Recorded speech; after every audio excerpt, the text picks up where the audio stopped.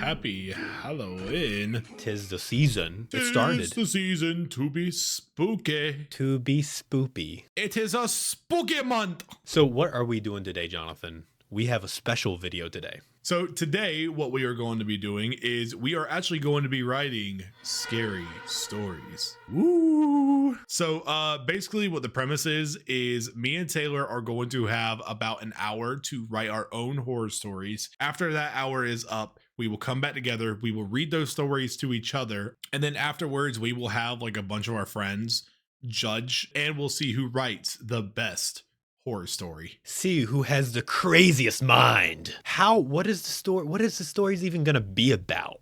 That might be your question. Well, that's for us to decide and for the other person not to know. I have two modifiers set up for us.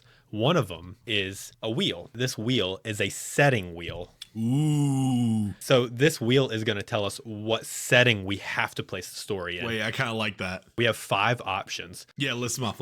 So we have woods, gas station, basement, hospital, and haunted house. I think out of everything on that list, I don't want basement. Everything else, I'm like, I got a pretty good idea of what it is that I want. This is going to be Jonathan's setting that he has to have. He's aiming for gas station, but he has to take whatever it lands on. All right, come on, give me that. Can we please. No, What? Okay, that's actually not bad. That's like, you know what? I will do that. Okay, woods. Jonathan got woods. I can definitely work with that. Okay, so it took woods away, so now we're going to see what mine is. I swear to God, if you get gas station. No way! Wait. Oh, haunted house. Hey. What am I going to do with that? You could do something. You got it. Oh gosh, it's gonna be like some Luigi's Haunted Mansion crap. Now I have our second modifier, and this is the last one. This is one element we have to incorporate into the story. Oh, no. We have listed on here monster, werewolf, zombie, body horror, and doll. And listen, it can be incorporated in the smallest way, but your story has to mention this thing once. I can make any of these work. I feel pretty confident. What about you? I'm feeling that I really do not want zombie. Well, actually, you can make some werewolf. No, these all work. Werewolf, actually. I feel like it's the most boring though. I'm telling you, you could make like a grotesque werewolf story. All right, let's do this. This is for Jonathan. And Jonathan gets no zombie. I was really wanting body horror. I was really wanting body horror. Damn it. Zombie. Here's for me. All right. And doll. Oh, doll. Wait. Or is it going to be body horror? Wait.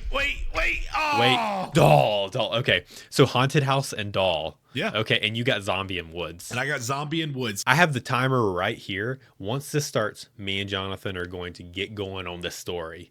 3, 2, 1. Good luck, buddy. All right. So what we are working with basically is zombie and woods. So I'm trying to make up a couple of ideas of what I can do. So basically the main thing that I wanted to do was I wanted to make some type of twist.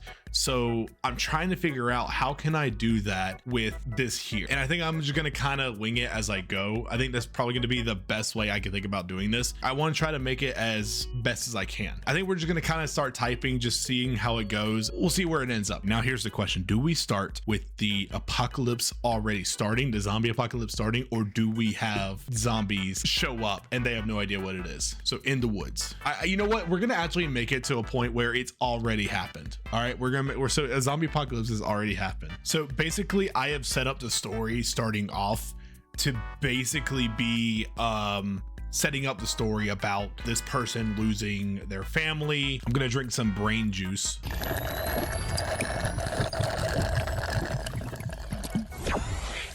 All right, we're just gonna keep writing. We're just gonna kind of keep brainstorming. I'm just kind of writing this as I go. So if anything doesn't make sense, like kind of towards the end, I'll try to revise it as best as I can, but I'm gonna try not to like change up too much. I want to make it pretty simple. Okay, so I'm actually gonna change it to a year ago because with the twist that I'm kind of thinking about, I don't want it to be a month. I don't feel like it makes sense. I feel like maybe a year would be a little bit better.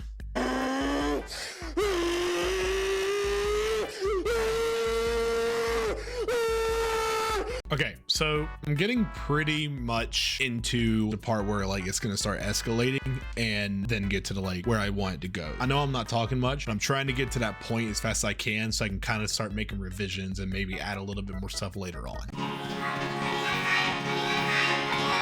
Hey.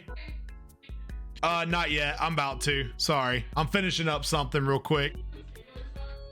Yeah, that's what we're doing right now. I'm writing the story. Okay. I'm done. All right, so where do I even begin with a haunted house and a doll? That's kind of what was tripping me up to start with. So I'm really gonna have to figure this out. But before we even hop into it, we have to do something. Spooky font.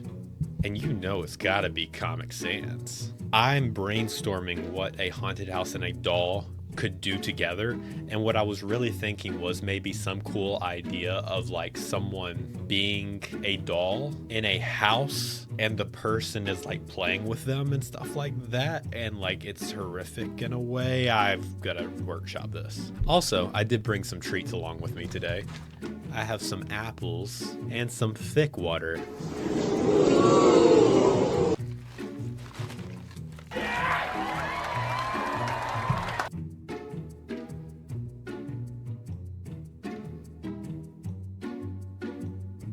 All right, so far I haven't gotten that much, but my idea is going to be centered around a father, and he's having trouble with his son, Evan. And what I want to happen is that the story starts off with Evan rubbing Barbie's head across concrete, which is something I'm sure you've seen kids do where they just destroy their toys and stuff like that.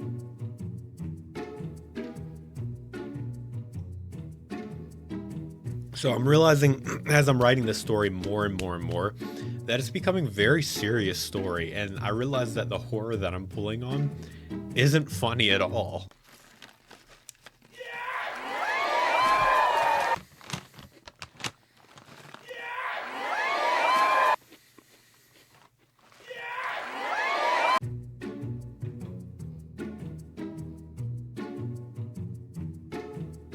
All right, so now that we're past the halfway mark, I have almost a full page at Comic Sans font, 11-point Comic Sans font, and I think I'm doing pretty good. I've gotten past all the build-up and the foreshadowing that I wanted to happen for the end, and now I'm in the middle section where Amy, our main character's wife, is mentioning something that's freaky in the house, and I'm trying to figure out where that's gonna go.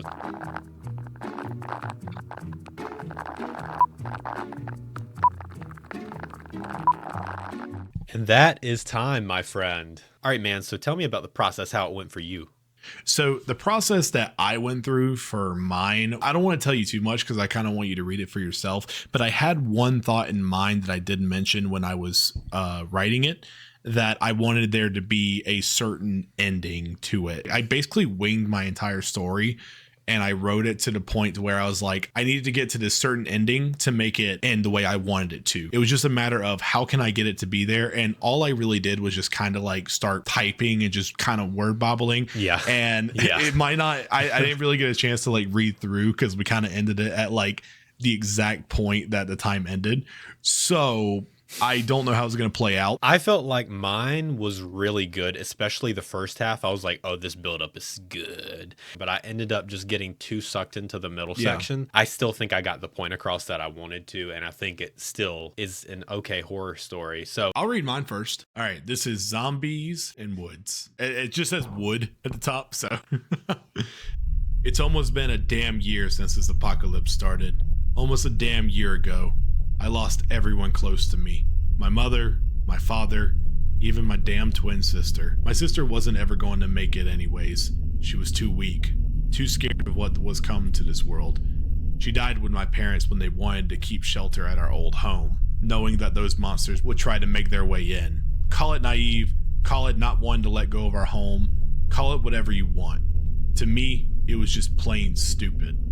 I left them at the very last minute that I could. As much as I didn't want to, they left me no choice. I had to survive.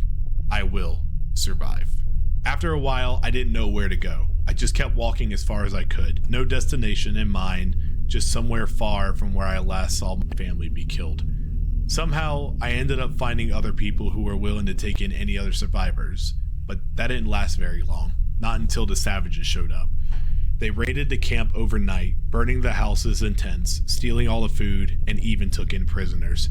I have no idea what happened to those people who were taken in, but I sure as hell don't want to find out. I was able to escape without being caught with the one person that I felt I could trust, Eric. Eric was the one who found me and brought me into the safe haven. He helped ease my mind when I was grieving about the loss of my family. After that, we worked together in that town to help build it up for more people to find a place they could call home.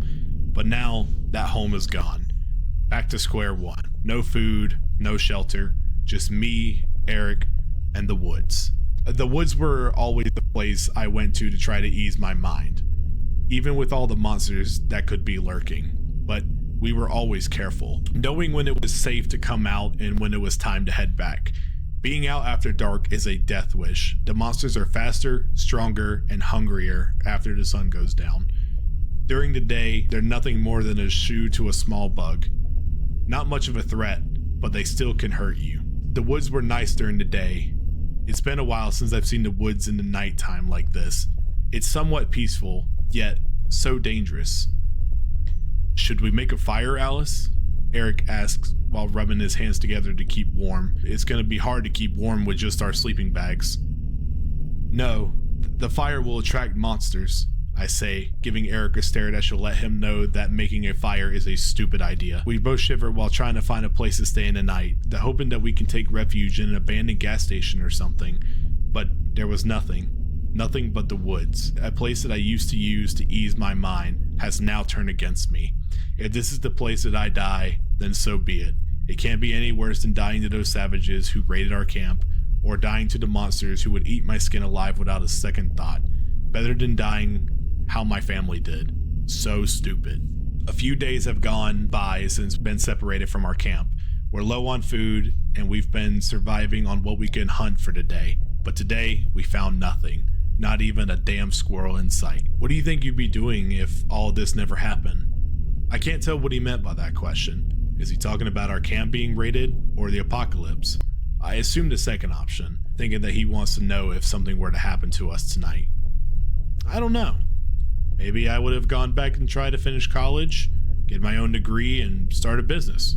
Something to do with books, a library, or a little cafe book stop. Either that or find a rich man to make all my dreams come true.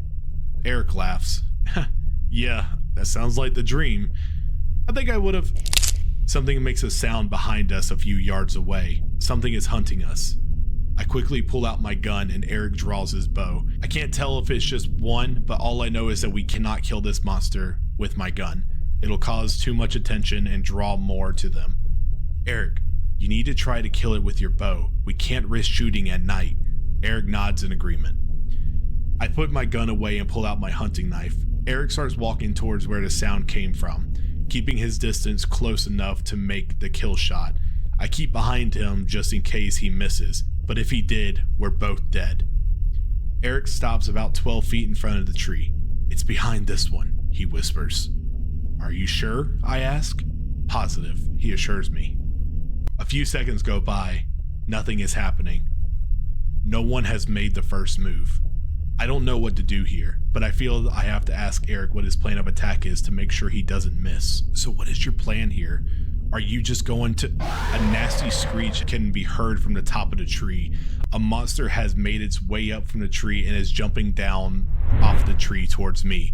It ends up jumping on top of me, knocking me to the ground. My knife is lodged in its chest, but it's still coming for me, biting the air, trying to get my head.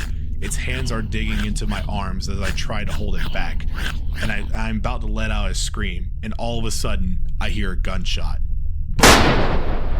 Eric has shot the monster attacking me, but the gunshot can only mean one thing. More are on the way, and we can't outrun them. Is he stupid? We don't have time. We've got to go now. Grab your shit and let's... Eric has been shot. But not by anyone else that was around, but by me.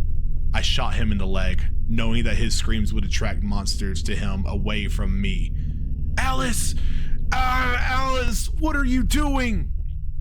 The shot wasn't fatal. It wasn't meant to be. He won't be able to run, which gives me a chance to move on and live.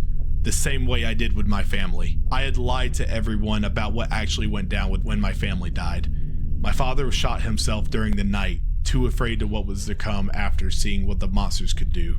My mother wanted to run, but there was no running, so I shot her the same way I shot Eric. My sister begged me to help her, but I made up my mind already. Refusing to run as well, my sister stayed behind with my wounded mother, while I just ran.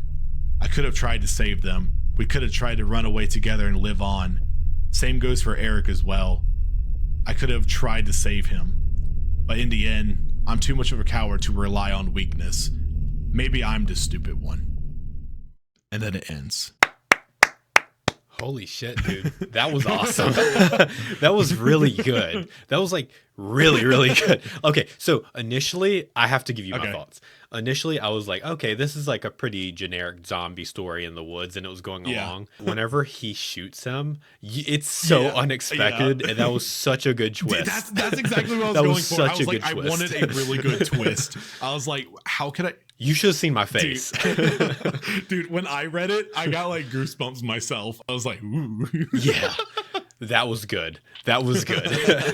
Dude, that was so killer. Like, yeah, no, the whole premise in general is like you took a zombie story, which was like very played out. We've heard it a million times, but you really, I would say, did like a very effective bait and switch. Like very. And that's kind of what I wanted to do. And that's literally when as soon as I started recording, I was like, I want to make a twist. I need to make a twist, but like I don't know exactly what that twist is going to be. Well, and it's like initially you never hate the main character. You initially you're just like empathizing with them for the crappy situation. And that's kind of what I wanted to try to do at the beginning was make it like, oh, it's so sad. It's so like, oh, like they died. They lost their family. Yep. Ooh. Yep. Your creative writing skills are really good. All right, so I did come up with a name for mine, and I wrote it in Comic Sans font because I wanted a scary font. The title of the story is My Son Has a Fixation with Mutilating Barbie Dolls. Oh. Evan, stop sliding Barbie's head across the concrete. Children have such little consideration for the things you give them. Fatherhood is not nearly all it's made out to be. Before I had Evan, I thought life would have purpose after having a kid. That did not happen for me. Please, don't get me wrong. Evan is not bad. He's just not what I wanted. My perfect family didn't include the reality of what being a parent entails. Crying, discipline, and late nights have drained me over these past 7 years. And now, Evan is dragging his younger sister Emma's Barbie across the ground. I hear the grind as the plastic is pulled apart on the coarse, unmovable ground outside our Airbnb. Evan laughs as he does it while Emma's screaming at him to stop. I walk over to the situation and take Barbie from him. I nearly had to pry the damn doll from his hands. When I look at Barbie, her face is nearly completely peeled off. Bits of dangling plastic hang from her head, and there are now just indents for where her eyes used to be. Her hair is wiry and more akin to Gollum from Lord of the Rings. After I examined Barbie, I glanced up to find Evan staring at me, smiling, clearly impressed with his work. Emma grabbed my leg and asked for Barbie. I gave her the mangled doll and watched as her face twisted at the carnage inflicted upon the face of her friend. She began screaming at Evan, and I had to break them up. "How you doing, babe?" my wife Amy asked. "I'm fine now." It had been an hour since the kids had their meltdown, and Evan was now on the couch watching a movie while Emma played with her unmangled dolls upstairs. It's funny how they can just move on so quickly, yet I don't. They bother me. They get to me. I decided to get this Airbnb to connect with my family, something my therapist had recommended. Honestly, being this close to them has only made me hate them even more. Dealing with each one of them on a daily basis is a chore that I have to do. In the beginning, I did not feel this way about Amy. It started after parenthood. I couldn't separate my discomfort with Evan from her, and that ruined our love. I don't love her anymore. She knows that because I've told her. "Hey, Reed, did you see that thing in the corner upstairs when we got here?" "What do you mean?" I replied with annoyance and confusion. "In the back bedroom upstairs. It's the empty one beside the kids' room." "Yeah, what about it?" I responded. "There was that rug in the corner upstairs. I feel insane saying this, but it looked at me." What the hell did she mean? Amy has always been out there. I mean, she goes to the doctor over the smallest thing. What in the world could she be talking about? Explain, Amy. That doesn't make sense, and I have no idea what you're even talking about. She looked hurt. That face she always made when I spoke down to her. I feel awful, but as always, I'm not going to apologize. Just go up there and look, she responded. Without responding to her, I got up and headed straight to the stairs.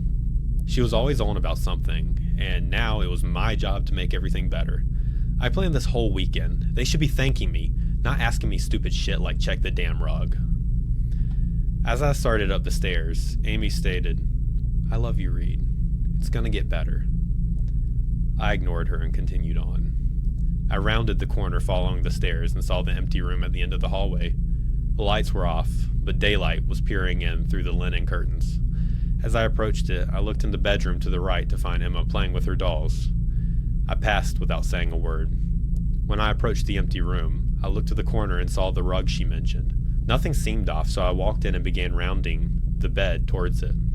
The rug was old, worn, and had inscriptions of some language on it. Probably some forgotten or fake language, being that we were in the Appalachians. I have to admit, this is definitely very different from the suburbs. I touched the rug and felt its coarse mane. How old was this thing? My body locked. My throat began closing. I felt like I was in a small box.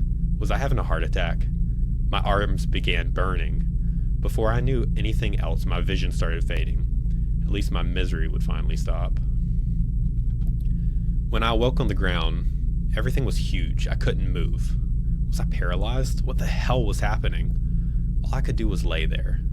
All my thoughts were spinning. The underside of the bed was dirty. Cobwebs lined the wood holding it in place. All I could do was wait for my family to find me like this. After an hour or so, I heard Amy call for me. Once I didn't respond, she asked Emma to look for me. I heard every creak in the floor. It sounded like a grown man approaching. Before I knew it, Emma was right in front of me. All I could see was 2 huge feet. What the fuck? Why was I this small? She grasped and picked me up easily. I was nearly the size of her hand. Mommy, I found a doll in the other room, Emma screamed happily. What was happening? As she took me to her room, my world was falling apart. How was this possible? Why me? I don't deserve this shit. After questioning my life, I found myself in Emma's dollhouse. Watching her eyes peer in at me was a bit uncanny, but what could I do? I tried screaming. I couldn't. Someone was running up the stairs. Before I could consider what was happening, Evan ran in and snatched me from Emma's house. His grip was unbearable, and I could hear Emma crying to let me go as he ran back down the stairs. I couldn't breathe or see. The door was open. Fresh air. Evan stopped a few feet from the house and began laughing. Through his slick fingers, I saw Amy and Emma at the door to the house. Evan threw his hand to the ground with my body inside it. My face connected with the concrete, and I felt the worst whiplash I've ever felt in my life. He began grinding. I was a doll. This shouldn't hurt. It did. My head was being grated on the hard surface. No plastic was chunking off. Bits of flesh were peeling from my face.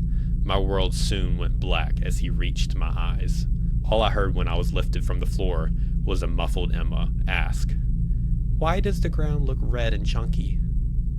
Damn. And that's the story. Damn. That's the story. That was good. I will say yours. Thanks, man. Yours is a lot more detailed than mine was. Like I feel like with yours, I could definitely envision like the room, the doll, all that kind of stuff. The character development, I feel, is a lot more talked about in this one. With mine, it was just, this is this character and this is the other character. And with yours, it felt like I could like see what your characters liked. I felt like our stories were polar opposite whenever I was going through this, because I felt as though yours really did such a good job with this major turn, while mine is very focused in on the family aspect and the characters and who they are as people and their motivations. That's kind of what I wanted to like center around, because that's kind of what I find scary. Like one of the scariest things to me is like family horror and like the horrors of a family falling apart. I think about like Hereditary whenever I write something like this. You know, whether or not he deserved it, that doesn't matter. It's just what has happened. Yeah. How that happened is very much so left up to the reader, because you get some hints at what things might have caused him to be turned, and it's not that crazy. I mean, you can come up with your own speculations. I definitely would say, like, I did not like imagine where the story was going to go. I thought it was going to focus a little bit more on like maybe like the son was in the room or something like that. I definitely do feel that it definitely did feel uneasy when you were like, he can feel all that pain, and it's like, yikes. I got the idea for the doll from actually what I used to do whenever I was a kid. And I remember specifically there was this one time where there was this Barbie doll that I got from like one of those McDonald's Happy Meals, and they had a Barbie set. And I got one of the Barbies. Well, I don't care about the Barbies. I mean, I like the action figures and stuff like that. So I had this Barbie, and I did exactly what I explained in the story. I remember going out to the pool and rubbing its face against the concrete over and over again, and it ended up looking like that. And I remember my mom coming outside and saying, "Oh, poor Barbie," and trying to fix its hair. And for some reason, this made me feel really uneasy.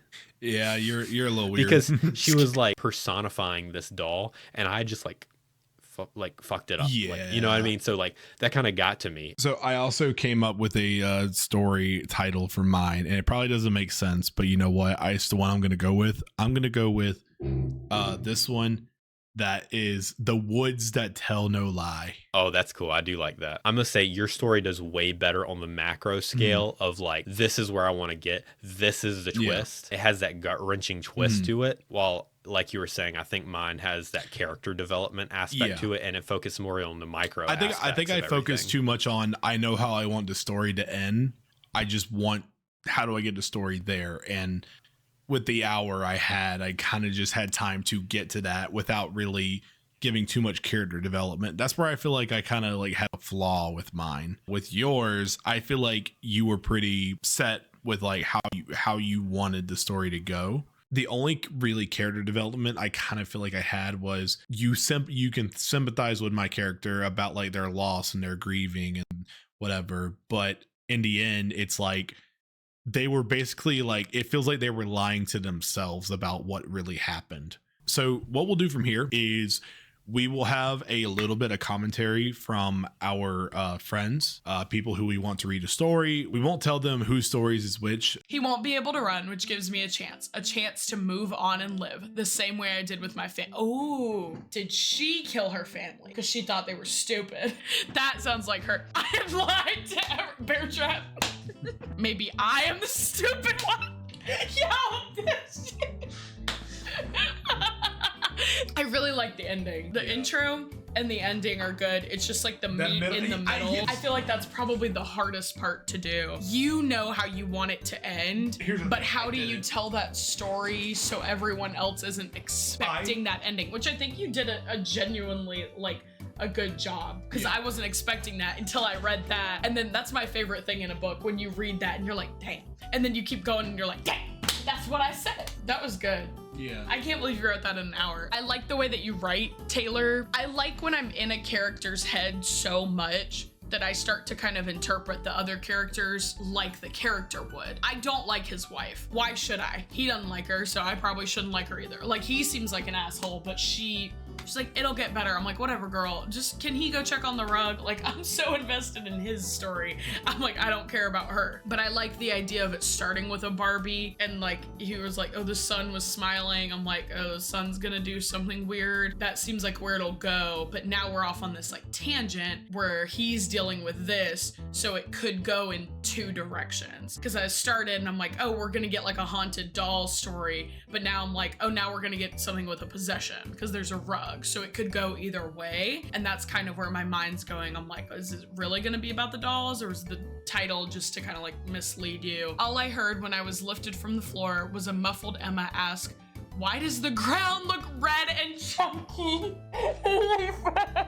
I think think I was much more invested in that one. Something that I think was good about Taylor's, I feel like with a short story, there has to be like something. It has to go boom, boom, boom, because it's short. So you're already gonna be kind of, they wanna read something that's gonna have like, why am I reading this? Why is it short? Like you gotta get to the point a little quicker. So I think yours would have made a more like fleshed out story. Yes. And Taylor's was a good like short story. Right. They were both good. They just were going in different directions. The way you had set it up was that it was gonna go, it was like, it's either the doll, it's either something happens to the dad or something happens to the son, but you combined them, which was even more fun. Yeah, I was thoroughly surprised. Realistically, I was like, okay, I'm gonna go read something about a haunted pumpkin. Maybe I'm the stupid one. Jesus Christ. That was a fucking turn. Holy cow, that was a good turn. I mean, it definitely gives me like some Walking Dead vibes. I mean, it's the largest like zombie show, so I think everything kind of pulls from that. It's hard to not compare it to that, you know? She's a bastard. Alice is a coward. It's not a bad thing, though. I mean, in a good way, she's a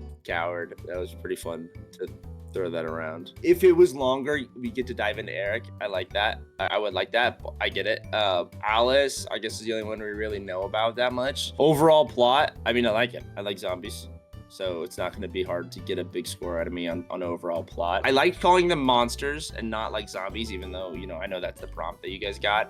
And it's pretty obvious that that's kind of what they are anyway. When I was lifted from the floor was a muffled Emma asked, why does the ground look red and chunky? Holy shit. Holy shit, that's crazy. That's a fucking twist or two. And that's not my typical kind of horror. Like I said, I like zombies. This one's not my typical kind of like vibe at all, but that was crazy. I kind of got chills with that one. There was a lot more to these characters. Like there was more characters in this one that you got to know a little bit better than the other one. It's hard because like I don't like them, but that doesn't mean they're bad characters, you know? The horror would have been more if the house was scarier, I guess, you know? I feel like the house is a normal house, which, I mean, it made it seem like it is, but that wouldn't be that wouldn't give me crazy horror, except like this crazy curse that this fucking rug put on the guy. It didn't really feel like a haunted house to me a little bit. I mean, obviously it was, but it didn't give me that vibe until the very, very end. Doesn't mean it's like it's not a typical haunted house, which I get. Maybe that's kind of what I'm drawing on. The title's not like what's really going on. It's how this guy bites the dust. Kind of leaves some mystery there. You're like, oh, it's gonna be all about this crazy kid, but it's not. I want to see more of the zombie one, mainly because I like zombies over The Exorcist kind of vibe. That's just my personal preference. I feel like because the zombie one, you know, you can build on that story. I feel like with this one, I mean, there's some crazy shit you could do, but I think you just keep killing families and this kid just keeps killing Barbie dolls. I thought it was really good. I really like the twist. But it really does. I kind of do appreciate the end of saying that she might be a coward, because I feel like both times she's killed someone, it's been like, it's not even the last resort. She just wasn't willing to wait it out. I think she really saw one mistake and instantly was like, she's first. Which I thought was like a little selfish of her, but I also understand. That is very interesting, for sure. But then it makes me feel like both men in these stories are really stupid, because you could not never protect a viper. Am I right? What?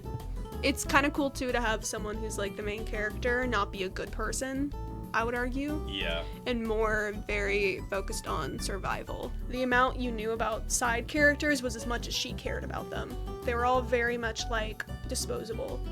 They were kind of there to like keep her going.